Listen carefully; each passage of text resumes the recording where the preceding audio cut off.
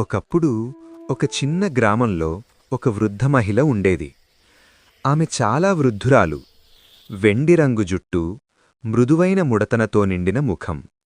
కాని ఆమె కళ్లలో మాత్రం ఎంతో ప్రేమ, దయ, ప్రకాశం కనిపించేది.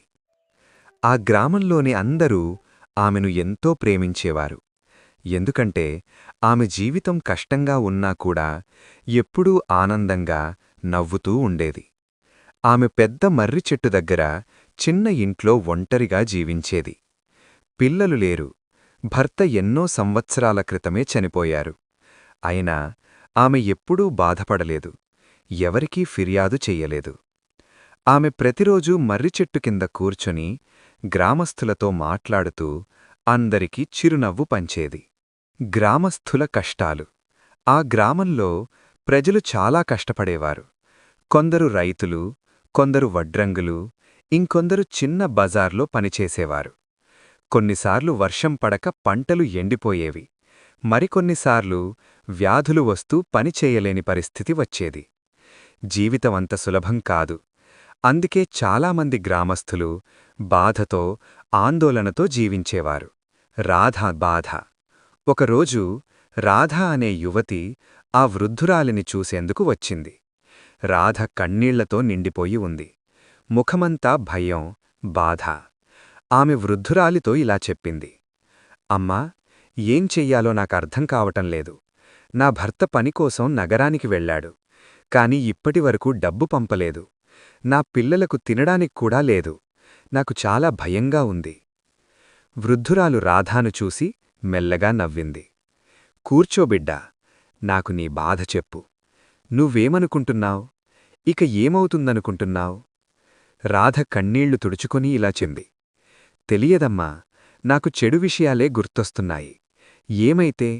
నా భర్తకు పని దొరకకపోతే, మమ్మల్ని మర్చిపోతే? అప్పుడా వృద్ధురాలు మృదువుగా తల ఊపింది. రాధా, మనం చెడు ఆలోచనలు చేసుకుంటే మనసు ఇంకా కుంగిపోతుంది. కాని మంచి ఆలోచనలు చేస్తే మనసు బలపడుతుంది.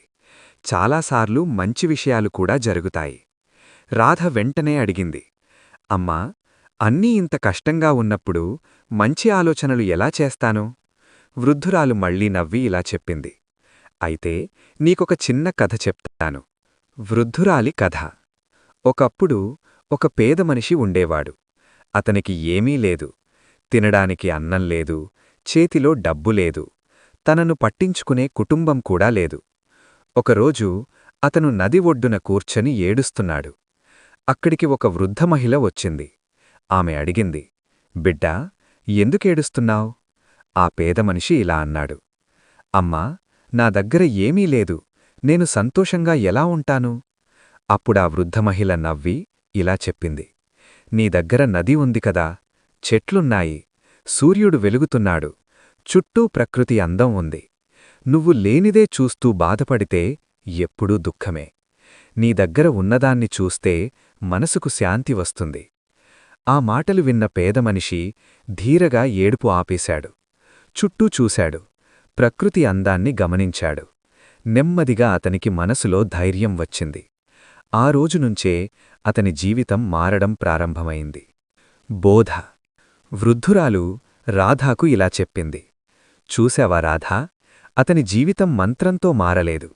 అతని ఆలోచన మారింది కాబట్టి జీవితం మారింది. మన ఆలోచన సానుకూలంగా ఉంటే మన గుండె తేలికగా ఉంటుంది. సమస్యలని ఎదుర్కొనే శక్తి వస్తుంది. రాధ ఆశ్చర్యంగా అడిగింది.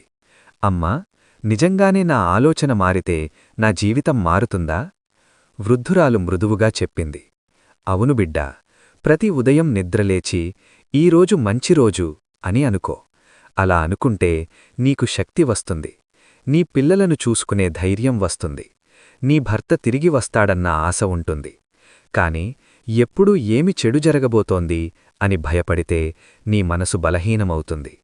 రాధ తల ఊపింది. అర్థమైందమ్మా, ఇకనుంచి మంచి ఆలోచనలే చేస్తాను. అదే మొదటి అడుగు బిడ్డా అని వృద్ధురాలు చెప్పింది. రాధ జీవితంలో మార్పు. ఆ రోజునుంచి రాధ రోజూ వృద్ధురాలి మాటలు గుర్తుచేసుకునేది. ప్రతి ఉదయం నిద్రలేచి చెప్పేది. ఈరోజు మంచి రోజు.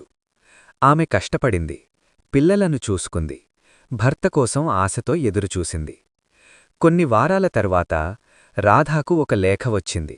అది ఆమె భర్త నుంచి. అతను నగరంలో పని దొరికిందని, ఇకనుంచి డబ్బు పంపుతానని రాశాడు. రాధ ఎంతో ఆనందించింది. వెంటనే వృద్ధురాలి ఇంటికి పరిగెత్తింది. అమ్మా, నా భర్తకు ఉద్యోగం దొరికింది, డబ్బు పంపుతున్నాడు అని సంతోషంతో చెప్పింది. వృద్ధురాలు చిరునవ్వుతో ఇలా చెప్పింది. చూశావా బిడ్డా, మనం సానుకూలంగా ఆలోచిస్తే మంచి విషయాలు మన జీవితంలోకి వస్తాయి.